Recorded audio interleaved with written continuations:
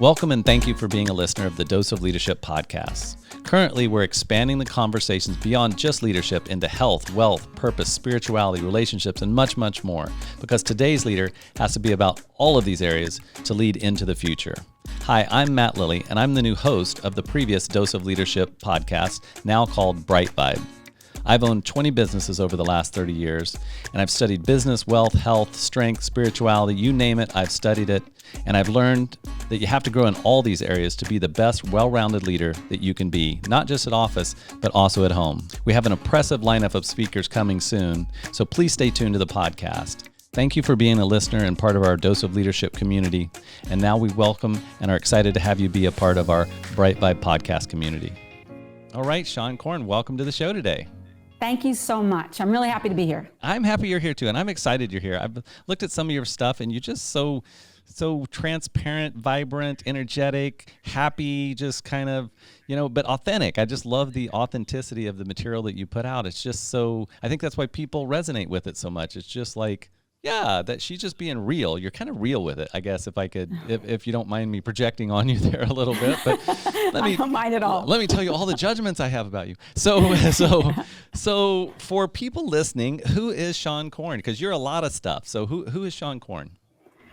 Who is Seane Corn? I guess first and foremost, I am born and bred in New Jersey. So if there's any realness or authenticity that comes out of me, it has a lot to do with the way in which I was raised in Jersey. Yeah. And I am a student of yoga. I am deeply committed to the transformational healing path. I have been for a really long time. My commitment to the healing path, though, includes stepping into leadership and doing all that I can do to help to engage the communities of wellness through conscious action, to do all that we can to eradicate the suffering through elevating equality, ending oppression, and doing all that we can do to create more space for peace and liberation for all. And so I'm highly dedicated to that kind of work, but it's an inside out job, because if I want to heal the divisions that exist in the world, I have to first concentrate on the ways in which I'm complicit to those divisions and contribute to them. And so if you ask me who I am deeply dedicated to dismantling the systems of oppression within myself that cause the suffering of others. Okay, so now I'm your number one fan. That's all it took? You had me at oppression. So what we're doing with BriteVibe is so in alignment and so succinct with what you just said. I don't usually use those words as succinctly as you did. So like when you said it, literally a tear was coming into my eye, because I was like, I truly do feel like the world, I have suffered. I think everyone suffers. And I've witnessed suffering, and so a big part of what we want our community to be able to do is help people be free from suffering, right? Experience freedom, even like a Viktor Frankl example, where he's in a concentration camp, but he had liberation from suffering, right? And it was a mindset. And to your point, he couldn't change his external circumstances. He was in a prison, right? He was in a concentration camp, but he could definitely change his internal program, or at least be able to use his internal program to reshift his mindset so that he wasn't in a prison.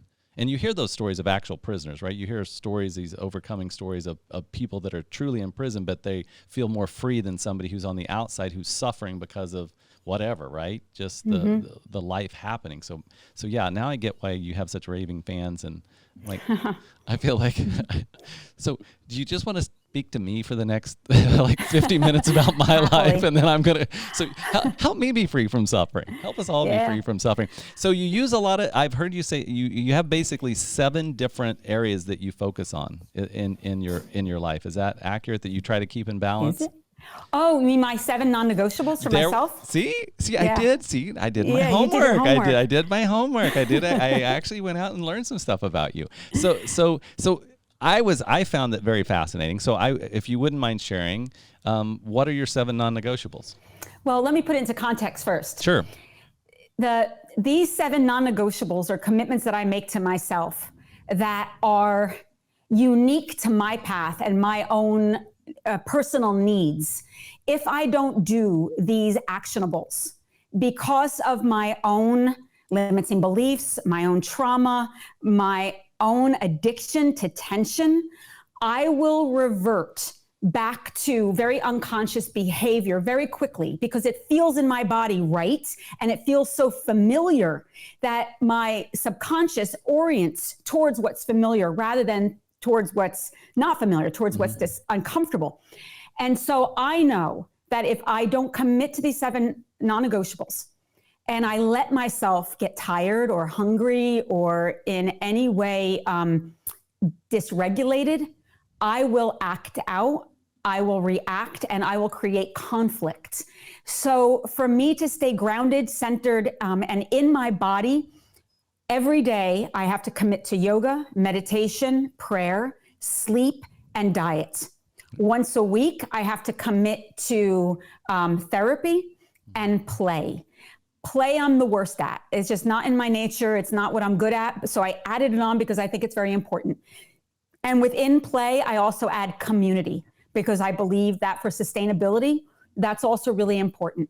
So I know that if I don't get on the yoga mat, which is right behind me, if I don't move the energy, if I don't release the tension and feel into my feelings, I will shut down. I will dissociate. I might use substances like food or too much TV or internet to numb myself out. And as a result of that behavior, of those choices, of those non-actions, the first sign of a conflict, my tension, my anxiety will cause me to say or do something that will probably create some harm. And so this is a way in which I practice self-care, that I continue to do the deep inner work so that I can show up in my truth, not in my ego, not in my reactivity, and a way in which I can contribute to society in a way that's actually in service to all. Because by doing these actions, I'm more integrated, I'm more whole, I'm more patient, present, empathetic, and loving. And those are going to be the seeds that we sow in order to create peace. Love it. See, this is just a session for me. My wife's a yoga teacher, and she's always trying to get me to do yoga, and I so resist it because I'm probably addicted. All right, conflict and strife, right? The overcoming, the overcoming. I'm addicted to the overcoming, yet not actually releasing the thing that I'm trying to overcome. Thank you for listening to the BriteVibe podcast today.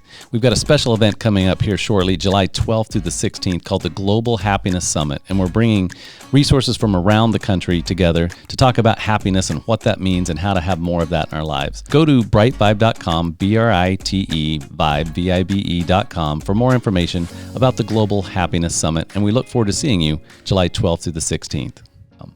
Well, I think that that's the thing that what's so humbling about the particular inner path that I have chosen, which requires embodied practices. There's so many different pathways that help us to connect to our true self. For me personally, without that embodied piece, I stay from my neck up. Right. I try to make sense of the ineffable. I try to reason and try to understand God rather than just be in a relationship with it from the inside out. And so I think that that's an important launching pad just for you and for everyone who's listening. What we're taught is that in the practice of yoga is that there's no separation, that everything is connected. It's the very nature of the word yoga. It means to come together and make whole. This means that there's no separation between you and I, between heaven and earth, male, female, and the mind and the body. And this is the piece that's really, really important. Everything that we think, feel, or experience through the course of our lifetime and before, and I'll explain that in a moment, has an effect on our physiology, has an effect on our physical body. Everything we're taught in yoga is energy. Energy is defined as vibration with information. The fact that you can see my body right now means that the information that makes up me, Sean, is moving at a slow enough rate that you can physically see it. But there's energies that are called subtle energies, and subtle energy you cannot see, but you can feel them. And they consist of love and compassion, but also fear, grief, rage, shame, jealousy. These are what they call the shadow emotions. The shadow emotions are the emotions that we all have, right, but we're ashamed of them or don't want anyone else to see. So when a body has experienced any kind of trauma, and often when we think of trauma, we think of capital big T trauma, the shock trauma, the unimaginable events that are kind of one-offs, murder, rape, death of a loved one, of partners cheating on you. But there's another kind of trauma that's called developmental trauma. And these are the traumas, the small T traumas that we have in our childhood before we have an opportunity to express our feelings or to talk about the events. This can include bullying, also divorce or death of a loved one, for example. When we experience some kind of an event that is overwhelming, trauma is defined as anything that overwhelms our capacity to cope and leaves us feeling helpless, hopeless, out of control, or unable to respond. When we experience a trauma, chemicals release from the brain, they flood our system. Our system receives stress hormones, including cortisol, for example, and our nervous system is impacted and we go into fight, flight, freeze, or collapse. Our body has perceived a threat. And when our body perceives a threat, it has a literal response. And that response is often a contraction, a very quick contraction.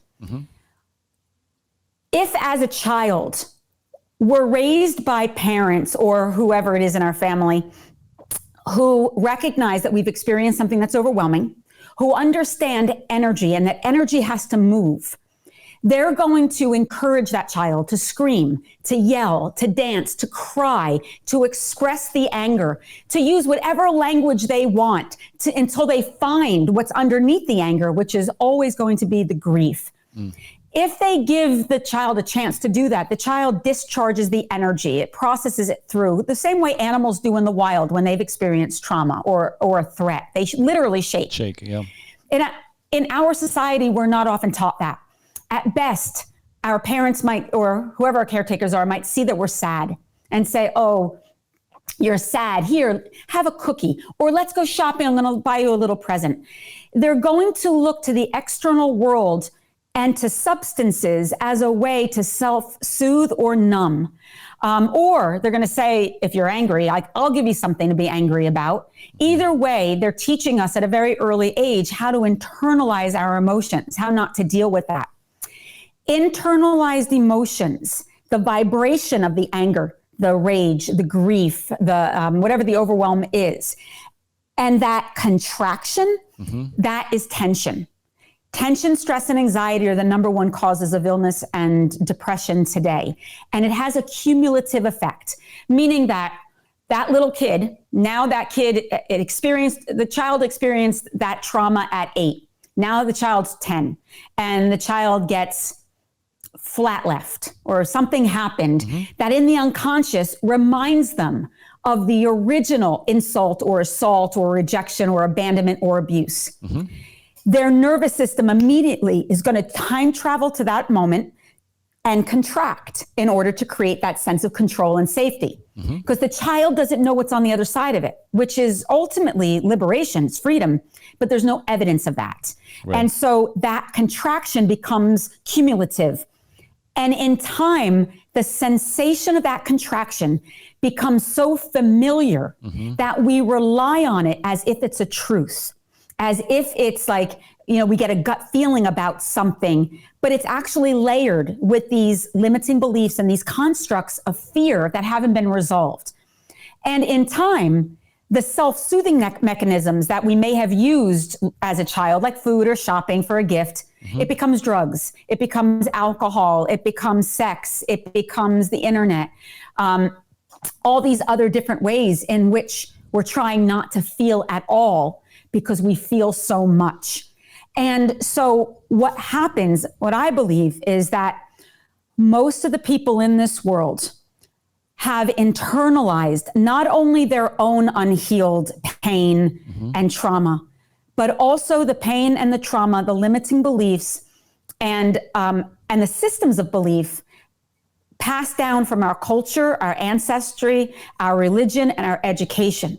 So we embody all of it, and all of that information, if you will, colors our perspective and our reality and influences the way in which we experience the world and the way in which the world experiences us. And it becomes a part of our identity, a part of our ego. So here's where it swings back to yoga and why on my 7 non-negotiables, this is yes, please tell us. You tell us how it sucks. Now tell us how it gets better. Yes. Yeah. What happens when we do yoga and why I want to, like, your wife is correct. You need to do yoga, but it's not about the strength and the flexibility. Right. It's what happens when you do yoga is you stretch and the muscles expand and they fill with blood, with fluid, with prana. And as that tension releases, that contraction becomes expansion. But before it does that, we're often, as students, put up against, remember I said we don't know what's on the other side of that tension, that contraction? This is the part of the yoga practice that people get so kind of tripped out about. They think they came into the yoga class and they're going to feel great and amazing. They don't know, though, that part of the healing process is having to bear witness to your own resistance, because as the tension releases, the emotions that are bubbling underneath start to come up as well. So we'll resist and we'll dissociate or we'll fantasize or project onto the teacher to avoid having to actually breathe into the surrender that's being invited underneath that tension. And so for all of us, we're addicted to that tension because it feels safe. The pathway to liberation and to truly coming into a dynamic relationship with your true self means you have to befriend the shadow self, not reject it or deny it, but to actually see what it has to teach you. And the only way for me in which to do that is through the body, because the body won't lie. Sensation won't lie. Our skills, though, have to be developed so that we can tolerate the discomfort, breathe into it, allow it to rise to the surface, and then see what it wants to teach us about our ego and about our small self, or the narratives that we have chosen to stay attached to of our pain and our suffering. So I'm on the side of your wife. Get on the yoga mat, breathe into it. Yes. Release the historical trauma that's living in your body and see what's on the other side. Yeah. You know, I've studied in India off and on several times, and the monks over there they called these physical things charges. They would call them charges in the body. And, you know, when I've gone through processes that were designed to release these charges, typically it is the sensation. There is a very physical sensation when those things, I realized why they were calling them charges, because when they went off, it felt like electricity.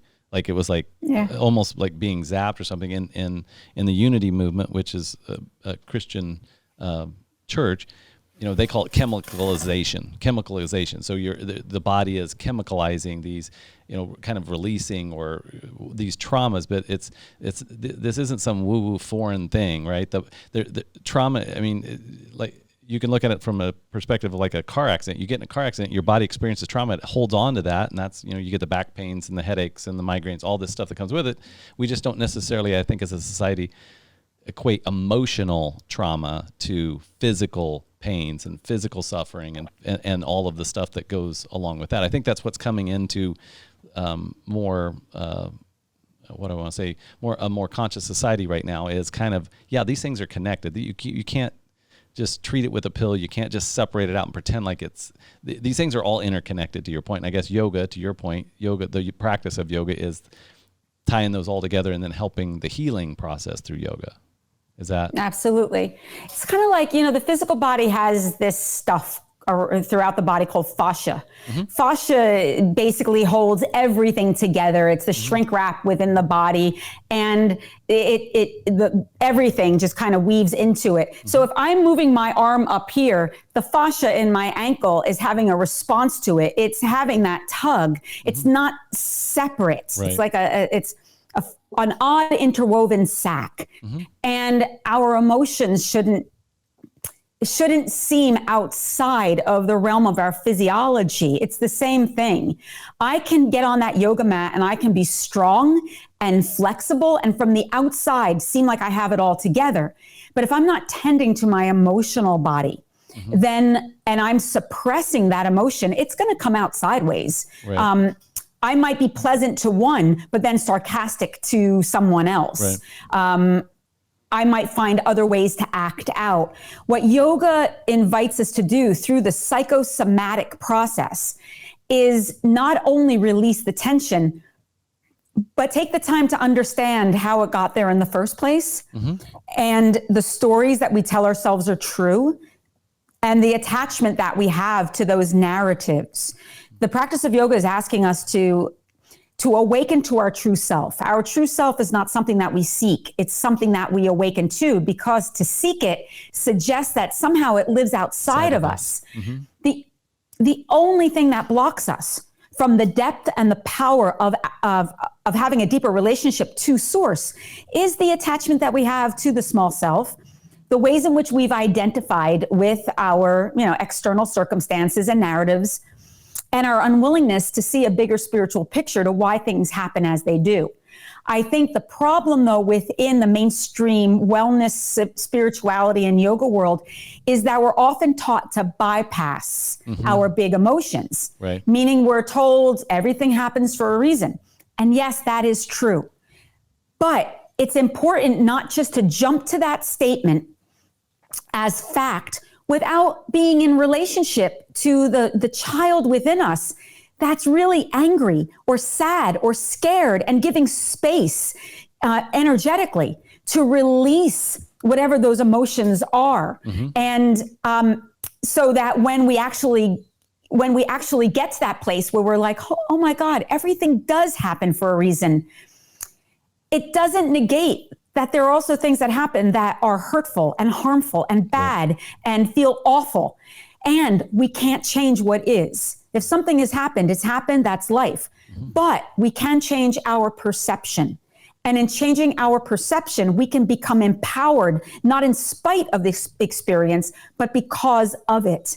And so I think there's a slippery slope in the mainstream spirituality world with people who aren't willing to get into therapy and to do the deep emotional work of just going too quick into glamorizing the spiritual process, right, rather than recognizing it's complex, it's messy, it's embodied, it's threatening, and all of that is fodder for unimaginable self-acceptance, compassion, empathy, and self-love, which will then translate into collective love.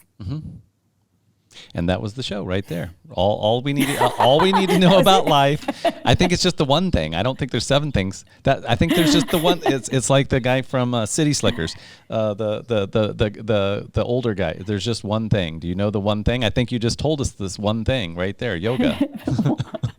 So for me, yes. Well, like I said, there are many pathways. Yes, right. And good point. Point well taken. That this is you're not talking about what people should do. You're talking about what you do, and that's very admirable as well. So yoga, meditation was the second one. I was trying to write them down, but you were so fast. Prayer. It was prayer the second one? Okay. I need to move meditation. Yoga. No, yoga, meditation, prayer. Okay. Prayer. Sleep. Got it. Diet. I had sleep at number 4, so I got that one right. Yep. And diet. And then therapy and play. Got it. Yep. And it's not necessarily in that order. That's just right. Those are just your 7. Yeah.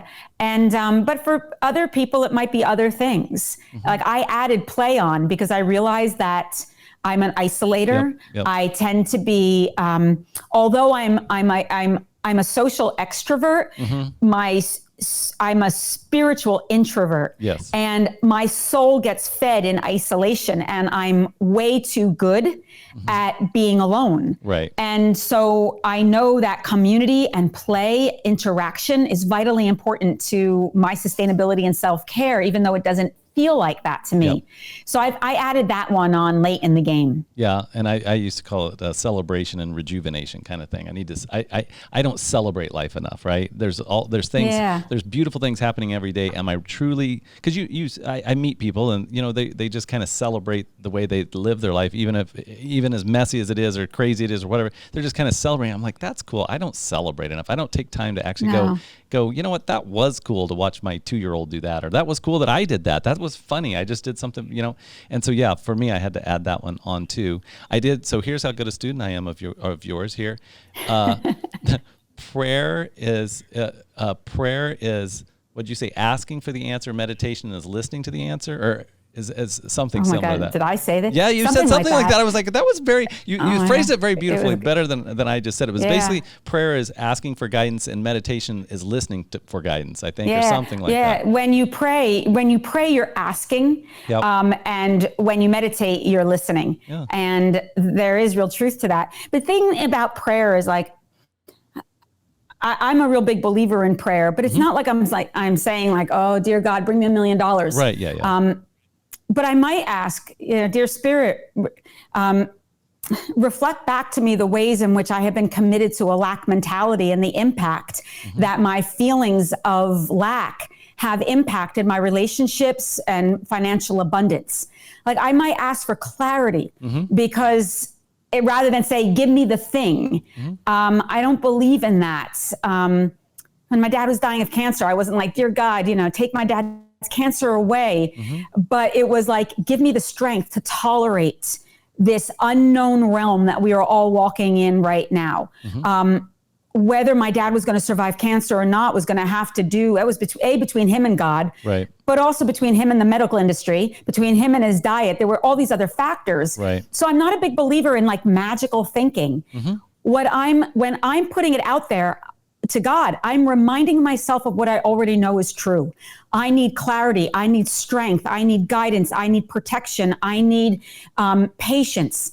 So now how do I cultivate that? Now that I've said that, now what do I have to do to get the knowledge? What do I have to do to cultivate the patience? And that's often how I pray, or I pray for other people. I pray for their health, their happiness, their sustainability. And when I'm in meditation, is when the answer will often come. And it's usually just like, duh. If I'm wanting some clarity on let's say it's my relationship, in my meditation, I'm probably going to get the hit that, it might be as simple as practical as you two should probably be in therapy, or it might be, you need to listen more in this dynamic. You're projecting on him. Why don't you take the time to see what that's about? You're not checking in with your own anger, and you're using a safe space in order to lash out because you're doing it where it needs to be. Things like that. I'll get the clarity in my meditation when my body is more regulated, when I'm breathing, and when my mind is more clear. I always will know the answer. I'm not going to know it though when I'm in the trigger, right? Because my ego will tell me what I need, and that's not what usually you not a actually good need. thing. Yeah. Usually that makes things worse. I had a friend of mine the other day. We were talking about prayer and meditation, and he had heard this practice, and so I actually tried it today. And I'm going to have to continue to try it. But basically, they said sit for 5 minutes in meditation after you pray and wait for the answer. Don't. Because a lot of times if I'm praying, I pray and then I just go on about my day, right? It's not that I pray and then I'm stay in the silence or stay in that space and then actually meditate or, and be just in the space. It's usually, and so I'm like, that's interesting. Connect it so you can actually get, it's kind of like you're saying, hey, I'm going to send this email, but then I'm not going to check my email, right? It's like, I'm going to send this email out into space, but then I'm not actually going to check my email. It's like, send it out, but then allow it to come back. Don't just rush to, magically, to your point, magically have magical thinking that later in the day it's going to hit me. Well, give it space to hit you now or give you clarity now. And I agree, you have to be in a space of, or ask, just say I'm not in a space of clarity and I'm not in a good space and I know I'm triggered, so please help me with that. I mean, I find that I do that sometimes. It's like, I'm not in a good space. I am going to napalm the earth. Help me with that feeling first, and then we'll get clarity later. Right. Well, to take it one step further, when I get on the mat, back to the yoga. Usually before I get on the mat, back to the yoga is I will put my palms together in the beginning of the practice, and I'll say, dear Spirit, Usually I say, calling in the God of my own unique understanding, may this practice be an opportunity for healing, awakening, and transcendence to occur, body, mind, and spirit. Help me get out of my own way so that I can see beyond reason and step into that sacred world directly behind my eyes, letting go of human interpretation. May I embrace divine perception, which is infinite and limitless. I pray for the clarity. I pray for openness. I pray to receive all that I need. Help me to open myself to receive your insight. And then I practice and I use my body to pray. So every time I place my hands or my feet or move in and out of a pose, my body becomes an expression of that devotion. And so I know I'm getting the byproducts of the practice: flexibility, strength, detoxification. Right. I know that I'm releasing physiological and emotional tension. What I also know is that by using my body to express that longing, I'm going to move slower and more intentional. I'm going to be more focused, and my breath is going to be slower. So that when I get to the end of the practice and I sit in meditation, that contraction is now, it's spiritual alchemy. It's turning the lead of my fear into the gold of my understanding or wisdom. And so at the end of the practice, when I'm sitting and trying to open myself to truth, that if I get some clarity, I receive it without fear, without resistance, and without judgment. And if I don't get any clarity, I receive it without any fear or resistance, etc. So it's the same thing. It's just like, okay, I know a seed has been planted. I know it's being integrated. I know that I will always get what I need when my nervous system is ready to assimilate it. And I'm going to trust this process. And so that's how I do my work on the mat, is that my prayers are all integrated. Body, mind, and spirit. Like it's tantra. Tantra means to weave together. So it's taking asana, pranayama, mudra, mantra, psychotherapy, and bringing it all together into a cauldron and stirring it up, and then seeing what alchemizes, what comes to the surface. And that's been particular medicine that has worked for me and what I offer to people in the world. But earlier we talked about how, there's all these different pathways. See, I believe that yoga and all of these different modalities are a healing art. And the key word is art. Right. Art is the creative expression of each individual that is subjective, meaning that what is art for me is not necessarily art for you, and vice versa. Right. The moment I come to you and I say, here's what your art should look like, I've actually taken away the creative experience from you and imposed my interpretation onto you as an absolute. To me, yoga and all the healing modalities are the same thing. I can tell you what works for me. I can provide you the science and the techniques, but it's your art to uncover, to discover again and again and again. And your healing practice, like art, is constantly evolving and growing and changing. And so the modalities that worked for me at 18 don't necessarily work for me today at 55. And what? I imagine stop right there. Stop. Okay. I didn't see that on any of my research notes. It does say 25-year teacher. 55? 30-year teacher now. 55? Yeah, 30-year teacher. See, and this needs to be a little more clear. It's a little fuzzy on the software today, but I'm like, what? 55? Yeah, well, that's amazing. I mean, yoga, I was meditation, prayer. I was thinking you were in your 30s. Seriously, I was thinking you were in your 30s because I didn't realize. Yeah, I guess if you started at 10 and you had 25 years of teaching career, then you'd be in your 30s. But well, good. I'm sorry, I didn't mean to derail you, but I was truly shocked. I'm like, wow, that's amazing. So good for you. Well, yoga. Yeah. And a commitment to these practices. And also, and as much as I appreciate, and I hear it all the time, there's always a little part of me that wants to push back at it a little bit. Go ahead. Because I really celebrate the aging process and want to break the like, I hear it a lot that I look really good for my age. Right. And you're like, my age should define the way you look. What does that mean? Right. And also, like, at 55, like, what does that mean? Right. like how does that set us up in society? Of course. The process is already challenging enough internally than to have all that external information. So I as much as I appreciate what you're saying, at the same time, I try not to get caught up in it because I don't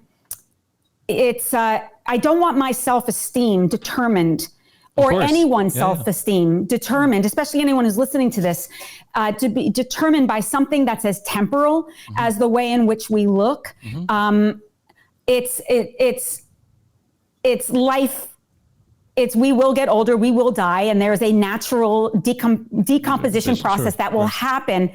And yet our society doesn't really give us a lot of space to celebrate this organic transition and to somehow feel that looking younger is good and looking older isn't.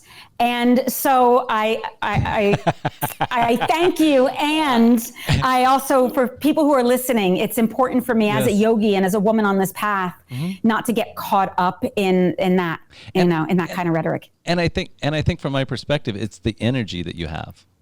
So it is, because truly my screen, because of the software we're using, is not real super clear, but it's the energy and the vibrance in which you're talking. It's such a powerful experience to be participating in that experience with you. And so for me, yes, physically looking, I would say you are the example of what 55 should look like and can look like. And so I'm going to project that on you, and maybe that brings up some stuff too. But I think I think it's as an example of not as a comparison, but 55 can look, to your point, whatever 55 can look like. It doesn't have to be defined by a youthful look or an older look. It's just, I think when I look at society and my friends, social circles, people I'm around, I think people do have the misperception that, because I'm turning 51 here in a month, that once you're at a certain age, you should act certain ways. You should have aches and pains, and you should have, you should be thinking about death, and you should be thinking, all of this stuff. And I'm like, I have a 2-year-old and a 7-year-old. I have a reason to stay young because if I don't, they're going to beat me up in another 10 years. They're physically going to be able to kick my butt. I won't have any way to.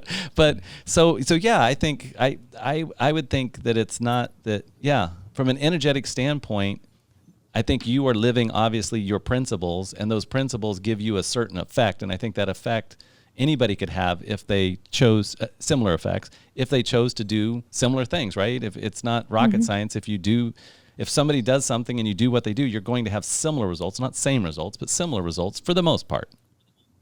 Well, it's making me think of my mom. My mom is 76 years old now, and curious and robust and very alive in this world, like just obsessed with Mick Jagger. Like she wants to try everything new and fun. Yeah. So years ago, and this is a funny story, and Mom, wherever you are right now, I know you'll appreciate me sharing this, but it's to your point about like constructs and the information that we're told and how we actually begin to embody it as a truth. Right. My mother calls me up one morning and she says to me, "Seane, my vagina is dry. I think it's my yogurt." And I said, "Ma." I love this show. I love this show. I said, she goes, do you think it's my yogurt? And I said, "Ma, I don't know. It depends. Are you eating it or are you sticking it up your cooch?" And she said, "I'm eating it." And I said, "Ma, I don't know how to tell you this, but it's not the yogurt that's making your vagina dry. It's the fact that it's the fact that you're 72 years old." And my mother says to me, "What the fuck does my age have to do with it? My vagina is always juicy and moist. It's the yogurt. I'm switching brands." Oh, I love it. She wasn't buying she wasn't buying your reality. No, because again, to your point, it's like we get told we hit a certain age and yes, things of course do begin, like biologically, there are things that happen, but the seeds are planted, and just like the mind-body connection, we begin to really believe it as a truth. Not that it's a truth for some and not necessarily a truth for others, but it becomes this paint, this broad stroke of this is the way that it is. And my mom was just saying to me, like, no, that's not my reality. Right. My reality is I think I need to change my diet. Right. And don't put that on me. But I was so smug in like, Ma, don't know how to tell you this. Right. And she really set me straight. And that was and that was around when I turned 50. And it was a real lesson for me in like, I get to determine what it means to grow older, physically, emotionally, psychologically. And it doesn't mean it's better or worse than anyone else. It just means it's unique to me. And it's important not to listen, especially in our very patriarchal society, who makes a lot of money off of us feeling not good about ourselves. Of us feeling unwell. They profit from that belief system. And so that means, though, we have to take care of ourselves. We have to change our belief systems. We have to change the constructs that we've been taught in a very patriarchal society, the seeds that get planted that we immediately nod our head and say it's a truth. It might not necessarily be. And so I share with you that lovely story of my mother and her vagina as to illustrate that it's important to stay curious, to stay alive, to not buy into the constructs. And you decide, me, everyone decides what getting older means for them and the way in which they're going to lean into it rather than reject it or avoid it or deny it or shame it.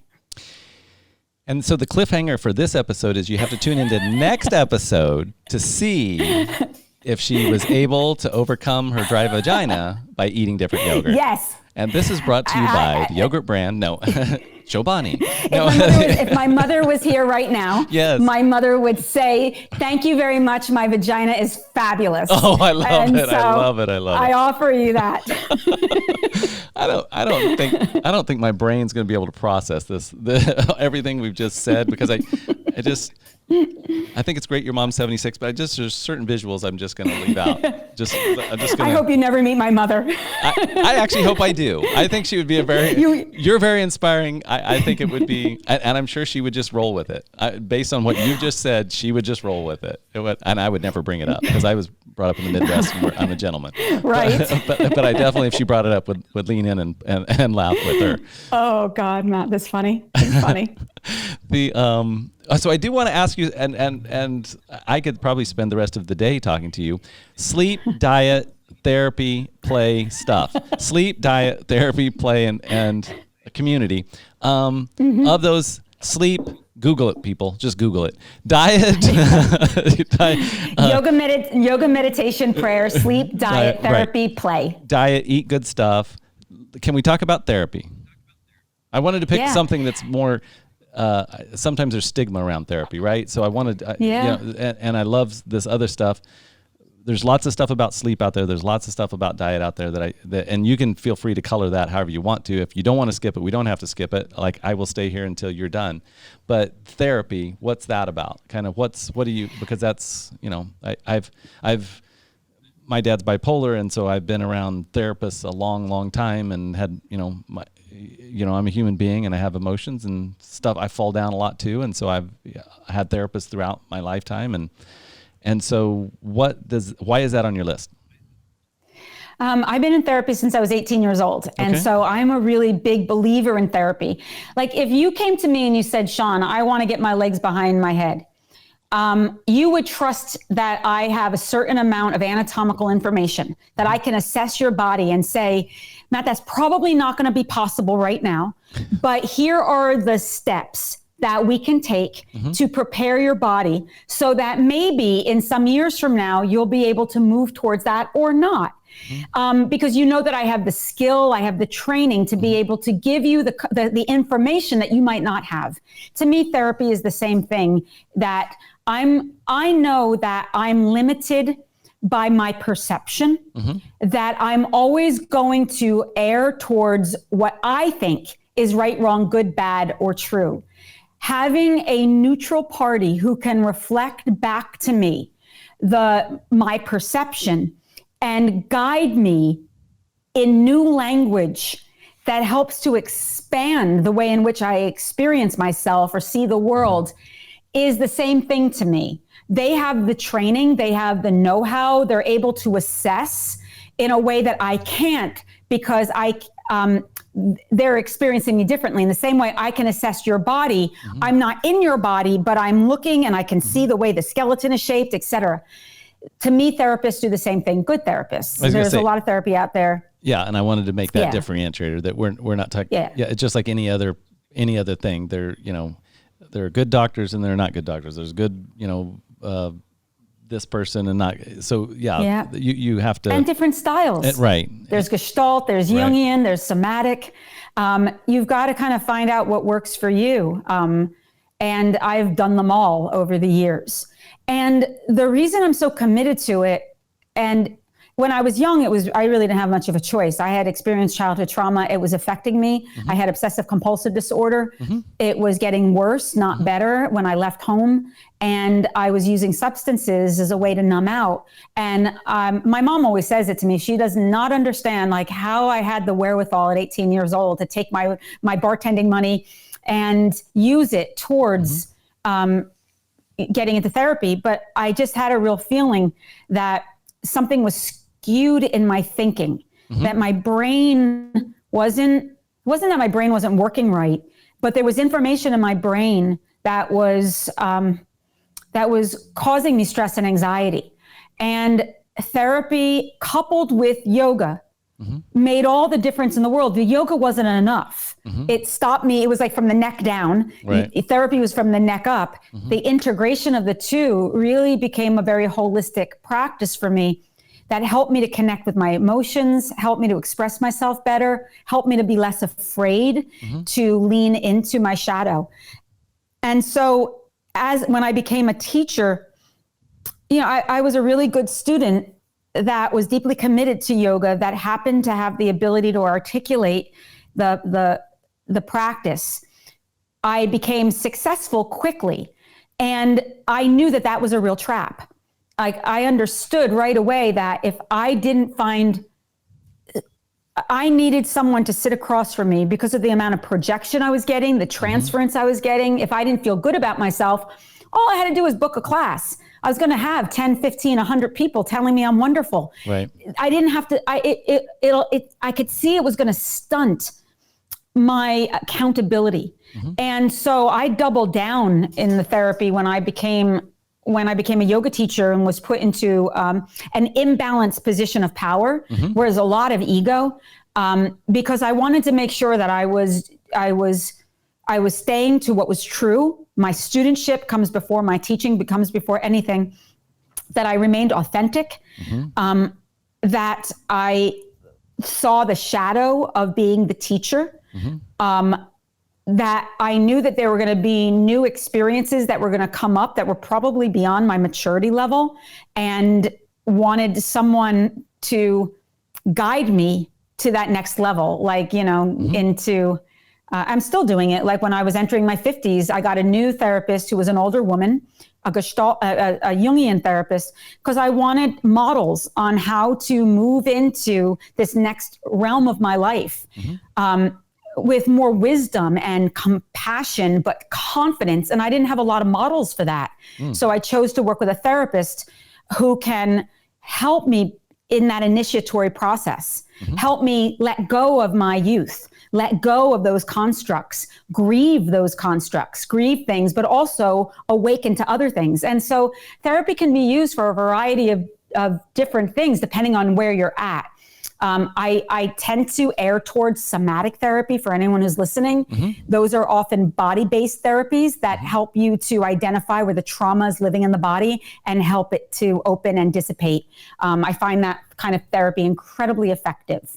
If people are interested, they can go to a website called somaticexperiencing.com, and there's usually a list of qualified somatic experience therapists that are worldwide. Those are usually teachers that are trained by a teacher by the name of Peter Levine, who wrote a book called Waking the Tiger. And I think he's probably the most skilled, arguably, in relationship to somatic therapy. Oh, very, very good. Thank you for that resource as well. Yeah, I've actually heard of him, but I didn't connect all those dots. So thank you for that.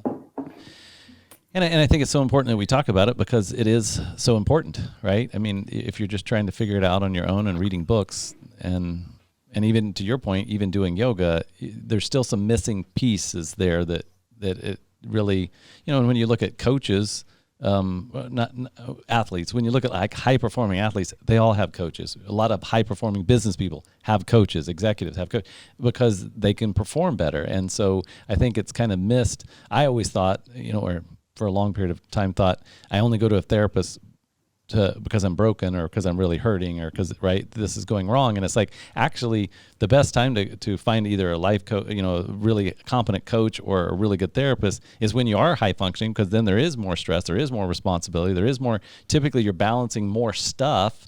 And so you do need more capacity more awareness, more capacity to be able to your point, kind of stay real with yourself, stay grounded. Otherwise life's going to do what life does and send you some train wrecks. So and there's a difference between admitting and owning. Like if I was out with my friends, I might admit to them that I'm sad or I'm angry or I'm annoyed. I might tell the story. Right. But with a therapist, they teach you how to own it, meaning you feel it. Right. You're not just telling the story, but you're actually dropping into it and vocalizing your truth, which is one level of discharge. But also confronting the fears around it, confronting the limiting beliefs that you might have in relationship to it. And that's why I think, like, some people will say to me, well, I have my friends, and that's great. And thank God for it. And it definitely serves a purpose. But if you if you do have the resources where you can see a therapist, if indeed you feel like that's something important to you, then I do highly recommend it. And ask around, ask your friends. Odds are, out of 10 of your friends, 8 of them have been in therapy, and they might have a good recommendation, because you do want to find someone that has been recommended and that you have a little bit of understanding about who they are and the work that they do. But talking it through is vitally important. Here's a story that I feel like kind of corresponds with it.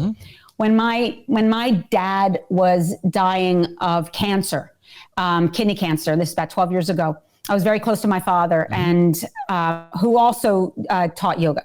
And my mom, dad, and I were laying in bed watching TV, and my dad, this is a few months before my dad died, my dad says to my mom, Alice, get out of the room, I want to talk to my daughter.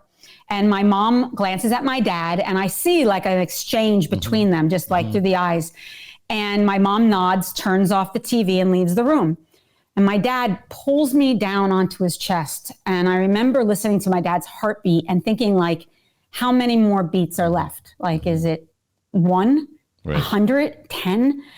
And my father is holding me, and he's saying, my baby, I love you so much. And the moment he said, I love you so much, deep within my subconscious, I knew exactly what was happening. My father was saying goodbye. And I was not ready for that conversation, not ready. And so I jump out of my body, I dissociate. I'm like watching the scene from above, but I'm not really hearing him or really attached to what's being said, because it's just too much for my nervous system to handle the reality of what's happening. And I remember saying in my head, Seane, get in your body. This happens once in a lifetime. You need to hear every word, be present. So I like claw my way back into my consciousness, and I'm listening to my father, and he's telling me how proud he is of me and what kind of woman I've become, and boom, gone. Like, it keeps going back and forth like this, where I cannot stay present to the conversation because it's too intense. And at the end of the conversation, I maybe heard maybe 20% of what my father said, maybe. And he says to me, all right, get out of here, go get me a Coke. And I basically crawl out of the room. I yell down to my mom to get my dad a Coke. And I go into the other bedroom and I pass out. I fall asleep. I don't wake up till the next day. A week later, I'm in bed with my parents watching TV. My father says to my mother, Alice, get out of the room. I want to talk to my daughter. My mom looks at him kind of quizzically, shrugs, turns the TV off, leaves the room. My father pulls me into his chest, starts saying, my baby, I love you so much. And I'm thinking, what the fuck? Like, we did this. Like, this isn't happening again. And I'm like, is it the drugs? Did he forget? that we already had this conversation. And so as soon as that realization happens that he's saying goodbye again, I dissociate. But this time I get back into my body quicker and I stay present longer. And by the end of the conversation, I get maybe 50% of the conversation. My dad says, all right, get out of here, get me a Coke. Same thing. I tell my mom to get him a Coke. I go into my room. I pass out. I wake up the next day. 9 times my father says goodbye to me. 9 times. But by the 9th time, I heard every word. I was completely present to 100%. I was able to ask questions. We talked about what he wanted at his funeral. He gave me messages that he wanted me to give in my eulogy to different friends. We talked about the music. Another One Bites the Dust and Highway to Hell. and when it was over, he said, okay, get out of here and get me a Coke. And I go downstairs and I say to my mom, if my father says goodbye to me one more fucking time, I'm going to kill him. And it wasn't until my dad was dead where I realized what he did. He knew that his death was going to be traumatic for me. And he knew that by talking about it made it real. And that the little girl in me couldn't handle this reality, but he needed me to get real with this. He needed me to get very present for him and for me. He needed us to be able to say the I love yous, the I forgive yous, the I accept, all the things, but it wouldn't work unless I was present. By getting me to talk about it over and over and over again, my nervous system titrated. So that, meaning it went into homeostasis, it went into balance. So by the time I had that 9th conversation, it wasn't as scary or as threatening or as overwhelming. And I was able to be fully engaged with what was happening. And in a lot of ways, I believe that yoga and a lot of these, and therapy and all of these different modalities, it's what it does for us.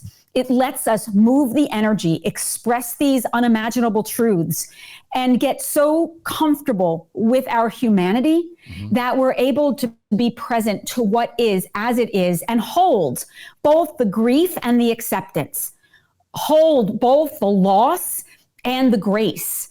And so I wanted to share that story because I feel like that kind of when people ask like, why therapy? For me, because it's a place where I get to own again and again and again, so that fear isn't living within me, that someone else is bearing witness and holding it with me, not for me, but with me. Right. That's so beautifully said, and a beautiful story. And thank you for sharing that very personal story, because that was amazing that he had the wisdom and insight to basically know how to heal you before his own death. I mean, in essence, he was making sure that he set you up for the next step, I guess would be what I was hearing you say, is basically he knew he had it, as your father, he knew, well, and don't we all wish that we had parents like that, right? That's a great example of parenting, adult parenting, right? I mean, that's a beautiful story, and just beautiful how he orchestrated that so that he would, so it wouldn't be as, so when you went through it, you weren't going through it alone. You were actually going through it with him before the process. That's just beautiful. And what a wise man he was then. Yeah, my father was amazing and an asshole. Like, both are true.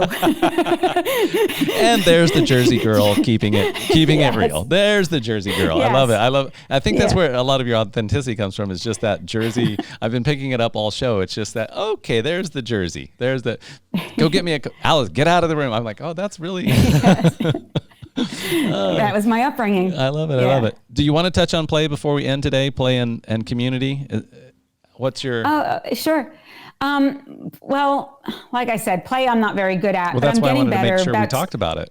I didn't want to let you off the hook. It's like, well, if she's practicing, we need to inject it into the show. Play and community. 2.5 years ago, I was blessed by having a grandchild. I have a 2.5-year-old, Alita, and who is the child of my stepdaughter. Okay. And so having a child in my home and in my life forces play. Yes. As you know, you have one in your life as well. So I have a 7 and a 2-year-old. Yeah, exactly. Yeah. I get my hair brushed a lot by the 2-year-old. She gets up in my face and puts her hands in my beard and does this. And then she'll stick her, fingers and try to put them in my mouth. I'm like, okay. So yes, children are great examples of what it's like to be present and fully enjoying. I was sharing this with a friend earlier today. It was like, my kids look for ways to be happy and to have joy all throughout the day. That's what they're looking for. They're looking for ways to have fun and ways to have joy. They're just like, give me an excuse to be happy. Give me an excuse to have joy. Give me an excuse. I mean, literally they'll say, tickle me. That, they're just joyful, right? They're just like, my 2-year-old will just lay there and she'll be like, tickle me. And I'll tickle her. And then I'll stop and she'll be like, tickle me. And it's just, they're like, I want to be here. I came here to have fun, right? I came here to live this thing called life. And so I think they're great examples. So yes, you have a 2-year-old granddaughter, grandson, granddaughter, Alita. Okay, Alita. And she's just, she forces. My partner is just such a natural, just nonstop play. I've learned so much in watching him demonstrate silliness and try to imitate some degree of it, which isn't always as successful. I've had to find my own way, but I have. And so Alita is one of the ways in which I've incorporated play, and of course, seeing my friends and getting out of my house and being in a relationship.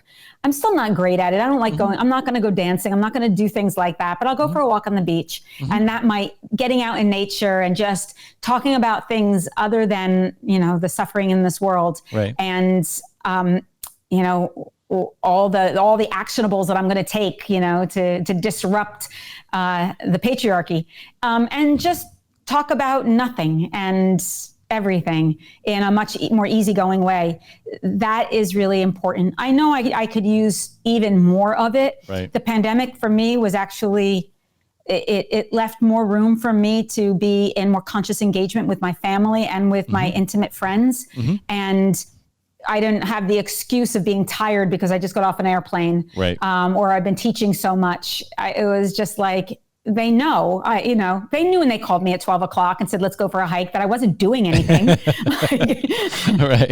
And so I didn't have that excuse anymore. Right. And so I do find it vitally important to express different parts of yourself.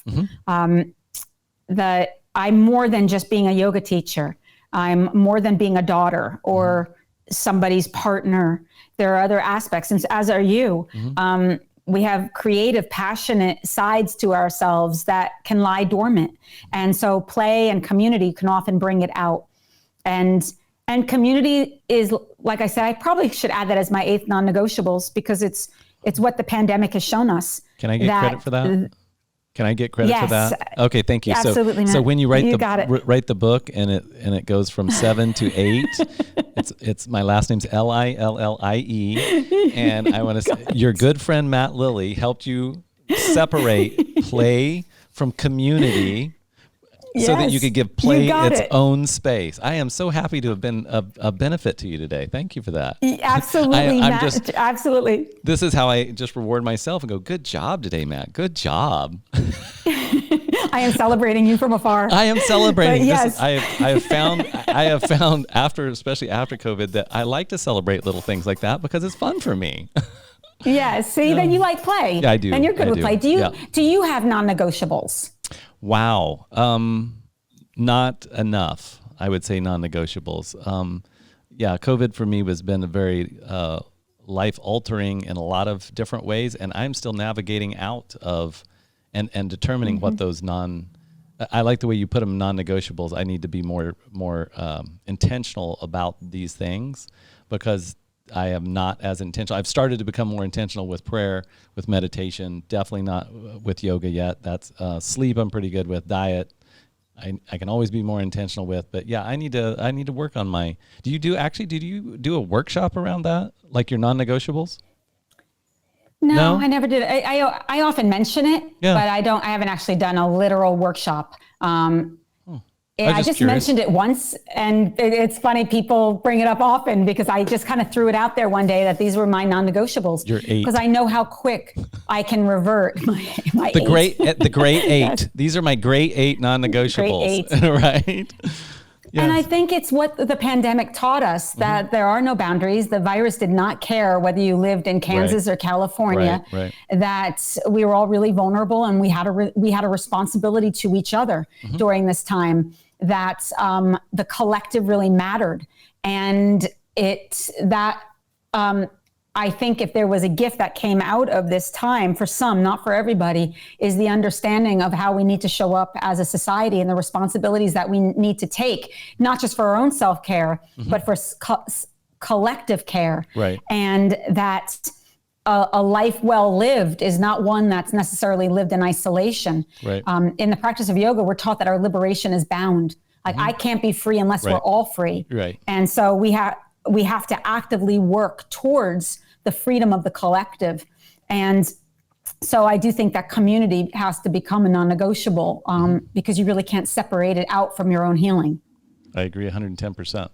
I do. I feel that in my bones, and that drives me to do a lot of the things I'm doing now in the world, is that very thing that you were talking about. There's something I think there's something ingrained, like through the hero's journey and a lot of that, the stuff around that, but there's something ingrained in all of us to help our fellow man and woman. I mean, I think there's I think it's innate, and also just part of our DNA, that once we get to a certain point of understanding, or maybe just insight or wisdom or whatever you want to call it, I'm not going to give myself credit for any of that. I'm just saying, get to a certain level of I've been through enough shit and I've seen enough things, that you naturally want to give to others. You naturally want to help others. You naturally want to serve something greater than yourself. I think that's the evolution of humanity, or at least an individual's humanity. That's my belief anyway, that if we're not truly serving something, then we don't feel complete. We don't feel whole. We don't feel... I agree with you 100%. Yeah. I agree with you 100%. And also because I recognize, if we believe in the interdependency and that we are all connected, then if anyone is suffering, I said this very early on, if anyone is suffering and we turn our back on that suffering, we're complicit to that suffering. Yes. We're responsible for it. There's a saying in yoga, one of the golden rules, if you will, is ahimsa, which is often translated as do no harm, but it also means to disrupt harm when you see it.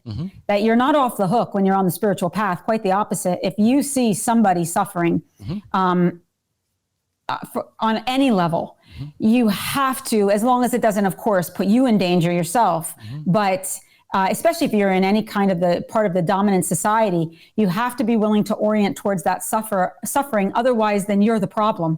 And I don't want to be the problem. I don't want to contribute to that. That's antithetical to the spiritual path. You've got to actually orient towards it and create change. But to create change out there, you got to change in here. And to me, that is the deeper work. I hope that the pandemic helped awaken people to heal the divide that exists within themselves, so that we don't continue to contribute to the division that is so evident in our society today. It's not good enough to sit on the sidelines. We have to be active participators. But if we meet hate with hate, fear with fear, we're just contributing to that same cycle of dysfunction over and over again. We have to meet hate and fear with love. And the only way to do that is by doing our inner work. And I imagine it's why you're doing your podcast. Yes. So that you can invite people to learn from different kinds of personalities, see what medicine works for them, give them resources to explore for themselves, and help to guide and navigate a healing journey for them, so that they can show up in their family and in their community with better skills and a more integrated sense of purpose. Yes, love it. Love it, love it. You're going to make me cry. I'm not going to cry. I'm not going to cry on the show. I'm not going to do it. You can't make me. You tell a couple more stories and I'm going to cry. So let's not tell any more stories. Should I talk about my dead dad again? Yeah, that was great. Thanks for that. That'll do it. Yeah. It's like, no, I don't have tissues here. We're not going to cry. I actually love crying. I didn't used to. And then as I started to go through processes and actually do some work, internal work, then it became the opposite, where it's like anytime I did interventional work, if I didn't cry, I was like, I didn't get much out of that. I was like, I want to grieve, because I needed to grieve, and still do on some levels. I know I do, but definitely in the beginning of that, when you have those big boulders, right? When you start moving those big boulders, and there's all that crying and the snot and the tears and the relief and like, oh God, you feel like God has reached down and literally touched you. Completely. And then it was just very cleansing. And so then it became like this. Now when I watch a movie and I cry before my wife does, right? And I notice that my boy does too. It's funny now to watch him as well. But yeah, I'm like, I love crying. It's like, oh, let the tears roll. It just feels good to the soul. It feels like when it, what I imagine the earth feels like when it rains. It's just this like cleansing thing. It's just like, let's let especially when now the tears aren't tears of like hurt and pain, more they're like joy and love and acceptance and just gratitude, right? There's big tears of like, thank you, God, for letting me just experience what I just got to experience, no matter if it's good or no matter if it sounded good or bad, or good information or bad, just thank God I experienced it, right? Thank God I got to actually feel the feelings and be in that space of just being able to feel, because so long in my life I couldn't feel, right? I was so numb, and I was so, the alcohol and the work and the just avoiding. I was just so numb. So now anytime like authentically feel, it's like, oh, this is great, even when it's not so great, but at least there's the feeling. It's better to feel than be dead, I guess is my point. And also you're modeling to your children, you're normalizing the human experience, the arc, the complex spectrum of feelings, and you're modeling it to them at an early age, meaning that then when they get hit with what boys or girls should or should not do, you've already modeled what's possible, what that can look like. I think that's incredibly important, and probably broke years of stigma that came from generations before. Right. You break that patterning, which is such a healthy thing to be able to do. Well, so good on you, Daddy. Thanks. I win Parent of the Year again today. Parent of the Year. Where's my parking spot? Dun, da, da, da. Anytime I screw up, that's what I tell my wife. I'm like, I won the Dad of the Year award again today. I yelled at the kids Yes. I yelled at the kids. Yes. So where's my trophy? Well, Seane, how do we connect with everything Seane Corn? So what's the best ways for people to stay in this conversation with you and continue on? I mean, there's so many levels to Seane Corn and beyond. And we didn't even get into, we only scratched the mere surface of the water today. There's 100 leagues beneath this of the Seane Corn. So from and a lot of that, your social activism and all the things you do there as well. We didn't touch on any of that stuff today, which is marvelous and amazing, and I'm glad you're doing that work. So how do people connect? SeaneCorn.com is probably the best way if they want to go to my website. I teach online classes, really in-depth programming that deal with the mind body, that deal with trauma-informed yoga practices and psychosomatic principles. And they can find out all about that stuff online. They can read my book, Revolution of the Soul. Oh, I forgot. I didn't even mention it. What a horrible host I am. I didn't even mention the name of your book. I apologize. You got me going here, and it's right here in my show notes and everything. It was published in fall of 2019, Revolution of the Soul. Right before the pandemic, yeah. And was it actually but you also have the Yoga of Awakening, right? But that's not a book. Those are DVDs. Series. Got it. And was that published by Sounds True? It says with Sounds True. Okay, so Sounds True published. Yeah. Okay. Mm-hmm. Now, and so if they want to hear stories, my dead dad story isn't in there. Although, well, there's one. There's one that'll knock people on their butts if they want a good dead dad story, but it's before he died. But there's a lot of stories in there, and it all intersects back into yoga, the mind-body experience, trauma, everything that we've talked about, but with a lot of narratives and then a lot of science to back up the principles and philosophy. And so they can check that out. And so did I hear you correctly that you had not talked publicly, or you just haven't talked in your book about the thing with your dad? In the book, I haven't spoken. Okay. I've shared the story about my dad before, but that story is not in my book. Got it. That I shared with you. Yeah, for the first that wasn't time in on the today's book. podcast. the unseen experience of Seane Corn. I don't often talk about my mother's vagina, though. You do have kind of a scoop. Oh, nice. We got the scoop on your mom's vagina. There's so many things wrong with that I don't even think we're going to be able to promote it. In fact, maybe that is the promotional reel that we're going to run for the show, is to find out more about Seane Corn's mom's vagina. Tune into today's podcast, brought to you by yogurt. Dying right now. She would be laughing so hard. I hope a yogurt company reaches out to my mother and want her as their representative. You just need to let me know what brand that she loves, and then we'll go back and in editing, we'll just bleep over and say Yoplait or whatever it is, right? We'll be, she switched to. So if you too want a very active, healthy vagina, please use this yogurt.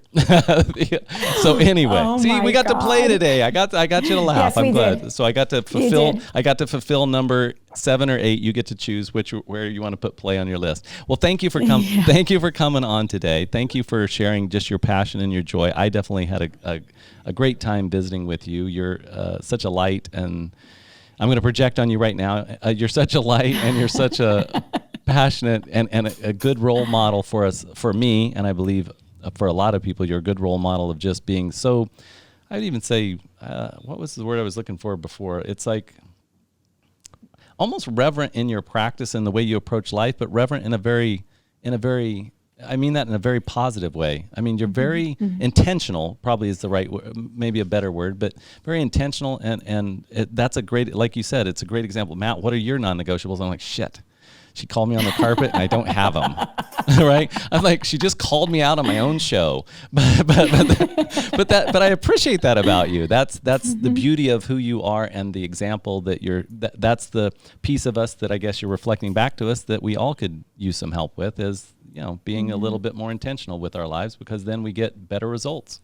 Right. I think you're the proof of that you do certain things and you get certain results from those things, and they can be very positive. So thanks for coming on the show today. Thank you for that. Yeah, of course. Thank you so much. It was a joy to be here, and I wish all your listeners so much happiness and great health and abundance and just a deep, rich inner life as they continue doing this work. And I hope they're inspired by all the different speakers who come through this program and all the brilliance that I have a feeling that you will lay out for them time and again. Thank you.